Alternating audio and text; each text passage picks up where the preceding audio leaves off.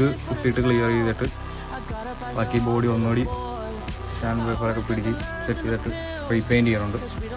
Black colour തന്നെ repaint ചെയ്യുന്നുണ്ട്. പിന്നെ കേരിയറിൻ്റെ ഇങ്ങനെ കേരിയർ ഇവിടെ വന്നിട്ട് ഇതിൻ്റെ ഉള്ളിൽ വേറെ പൈപ്പ് ഇങ്ങനെ ക്രോസ് ഉണ്ടായിരുന്നു, അതൊക്കെ പോയി. അത് 4X കൊണ്ട് തന്നെയാണ് ചെയ്ത്, അതുകൊണ്ട് തന്നെയാണ് അത് പൊട്ടിപ്പോയത്. അതപ്പോൾ കറക്റ്റ് ചെയ്യണം. പിന്നെ ജാക്ക്, ഹെവി ഡ്യൂട്ടി ജാക്ക്, അതിന് വേറെ കംപ്ലൈൻ്റ് ഒന്നും വന്നിട്ടില്ല.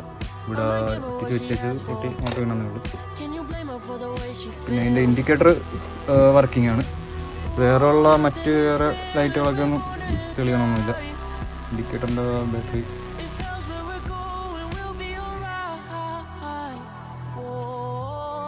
Indicator മിററിലും റിയറിലൊക്കെ indicator തെളിയുന്നുണ്ട്.